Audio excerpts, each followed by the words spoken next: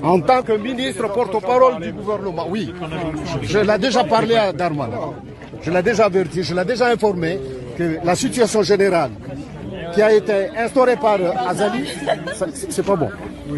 1021, que voulez-vous nous dire et la situation générale que Azali...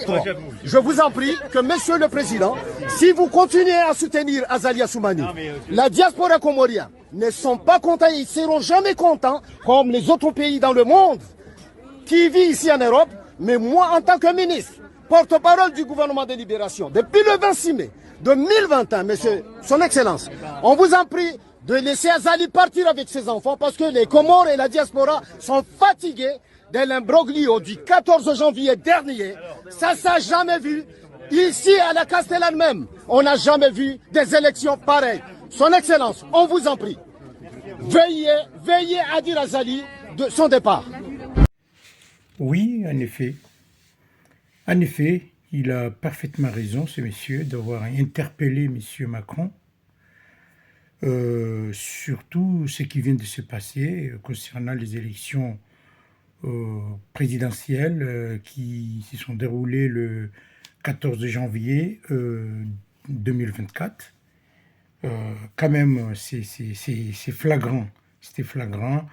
Maintenant, je veux bien que les gens ferment les yeux parfois, enfin de temps en temps, mais là, quand même, c'était trop quand même. C'était abusé. C'était abusé. Et puis, malgré tout ça, mais c'est des choses qui ont été vues dans tout le monde entier, dans tous les médias, et voire même les journalistes Le Monde a des preuves qui montrent vraiment qu'il y a eu des fraudes électorales, qu'il y a eu un coup d'État électoral. Quand même, c'est abusé. Ça, c'est abusé. Et non seulement ça, mais aussi Macron se permet à faire un courrier de félicitations, mais c'est une lettre de félicitations par rapport à quoi? Par rapport à l'hold-up électoral, par rapport au coup d'État électoral. Mais vous n'allez pas me dire que c'est une lettre de félicitations pour une réélection, parce qu'il n'a jamais été réélu. C'est un coup d'État électoral, les élections se sont passées, mais d'une façon honteuse. Mais c'est dégueulasse.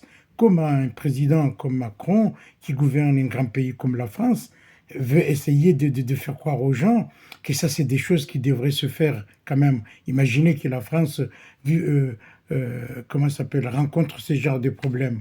Quelle serait la réaction de la population française? Non, mais là, c'est abusé. Et là, il va se mettre devant la télévision en donnant des leçons de morale sur la démocratie, sur le droit d'expression, sur la liberté. Mais c'est du n'importe quoi. Quand j'ai vu la dernière fois, il était devant, au moment de la commémoration de la mort de M. Badinter, il était là, il sortait des mots, mais vraiment des mots qui font vraiment rêver sur la démocratie, sur la liberté, sur le droit d'expression, et que derrière, il va féliciter à un homme qui s'est fait élire par la force et qui a fait carrément un coup d'État électoral. Il est où la démocratie là-dedans que j'ai entendu M. Macron prononcer au moment de la commémoration de la mort de M. Badinter? Mais franchement, mais ça se voit que vraiment c'est vraiment un gamin qui est né en 1976, qui est là, qui se fait manipuler par un groupe de banquiers, hein, et qui leur dit, voilà, qui lui demande de faire n'importe quoi. Mais malheureusement, c'est la France qui en prend plein la figure. C'est ça ce qui est malheureux. C'est la France qui en prend plein la figure. C'est pas Macron, c'est pas les banquiers, mais c'est la France. Nous sommes très attachés à ce pays. Ça nous gêne de voir qu'aujourd'hui la France est mal vue, qu'il est mal vu, que voilà, il est complice de ces genres des trafics et des magouilles, des tripotages et des magouilles. Franchement, ça, c'est vraiment, ça fait honte. Ça fait honte quand même, quel que soit. Donc, Je suis vraiment désolé, mais effectivement, ce monsieur a eu raison. Il a eu raison sur ses propos. Il a bien fait d'interpeller, voire même s'il y avait une possibilité aussi de l'interpeller, mais de lui dire autre chose, parce que le monsieur n'a pas tout dit. Il y a eu aussi des choses à dire.